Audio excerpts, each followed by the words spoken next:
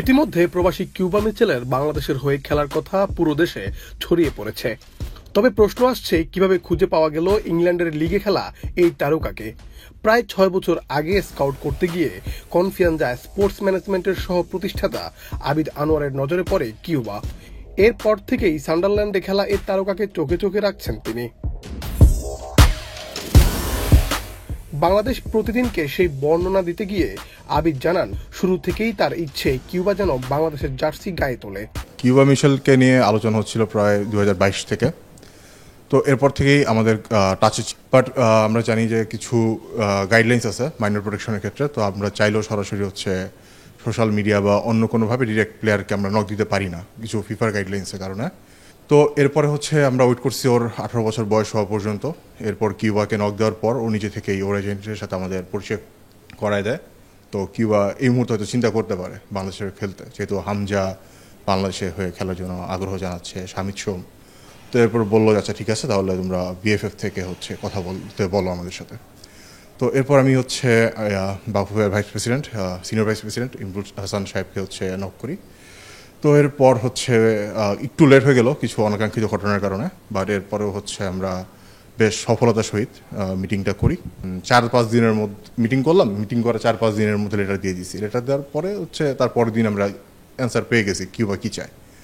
এজেন্টের মাধ্যমে যে কথা ডিরেক্ট মেলটা এইভাবে ছিল, মানে ফার্স্ট আমাকে কমিউনিকেশন করছে যে Cuba wants to know the next steps, how BFF can help him. আমি বললাম, তুমি এটা অফিসিয়ালি লেটার দিয়ে জানো, যেহেতু বিএফএফ অফিসিয়ালি তোমাকে লেটার দিছে, তো বেটার হয় তুমি অফিসিয়াল কমিউনিকেশন করো। তো এরপরে সেই মাহেন্দ্র খন মেলটা আসলো আর কি। তো কিউবার কথা সর্বপ্রথম বাফুফের সিনিয়র সহসভাপতি ও বসুন্ধরা কিংসের সভাপতি ইমরুল হাসানকে জানান আবিদ। বাফুফি তো প্রটোকল। বাফুফের যখন আমি senior vice president Imrul Hasan সাহেবকে অ্যাপ্রোচ করলাম, উনি বললেন হ্যাঁ অবশ্যই হেল্প করতে পারলে উনি। আর সবচেয়ে বড় কথা মানে উনি যখন বাফুফিতে ছিলেন না, তখন থেকেই কিন্তু উনি প্রবাসী প্লেয়ারদেরকে এন্ডোর্স করতেছেন। কিউবা মিচেলের সঙ্গে কিভাবে যোগাযোগ হয় তা জানাতে গিয়ে আবিদ বলেন, এখানে ফুটবল ভক্তদেরও অবদান রয়েছে। বেসিক্যালি দেখেন, যারা ফ্যান তারা ফ্যান, তো তাদের আসলে ওই রকম কোনো গাইডলাইন্স ফলো করতে হবে বা এরকম কোনো কিছু নাই।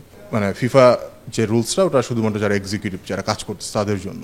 ওই ফ্যানরা ওই রুলসের মধ্যে পড়ে না। তো তারা যে কোনোভাবেই নক করতে পারে, এটা আমি অবশ্যই অ্যাপ্রিসিয়েট করি। হ্যাঁ, এটা আরও সুযোগ করেছে, ওরা প্রেশার ক্রিয়েট করছে যে ও তোমার খেলতে হবে বাংলাদেশের হয়ে। তো এটা যারা আমরা প্রফেশনাল আছি তাদের জন্য কাজটা আরও ইজি হয়ে গেল আর কি। এর আগেও প্রবাসী ফুটবলারদের বাংলাদেশে এনেছেন আবিদ আনোয়ার। এর মধ্যে তারেক কাজী অন্যতম। তার কাছে থাকা প্রবাসী ফুটবলারদের তালিকাটা বেশ লম্বা। আমার কাছে একটা বিশাল সিবি ব্যাংক আছে, প্রায় 20-25 জনের। মানে এমন কিছু নাম আছে যেগুলো হয়তো আমরা চিন্তাও করতে পারি না এরা বাংলাদেশি, বাট এরা বাংলাদেশি কারণ দেখা যায় এদের সাথে বাংলাদেশের কানেকশনটা গ্র্যান্ড প্যারেন্টসের সূত্রে। তো ওদের চেহারা দেখে মনে হয় না যে বাংলাদেশি, বাট আমরা খুঁজে পাই কীভাবে, আমাদের কিছু স্কাউটিং গ্রুপের সাথে কমিউনিকেশনস আছে ইংল্যান্ডে। তো এইভাবে আমরা বেসিক্যালি খুঁজে বের করি প্রবাসীদেরকে। ফুটবলকে এগিয়ে নিতে কাজ করছেন বাফুফের কর্মকর্তারা। তাদেরকে সর্বোচ্চ সহযোগিতা করতে চান আবিদ আনোয়ার, হয়ে থাকতে চান বাংলাদেশ ফুটবল উন্নয়নের পার্শ্বনায়ক। মুন্না চন্দ্র দাস, বাংলাদেশ প্রতিদিন।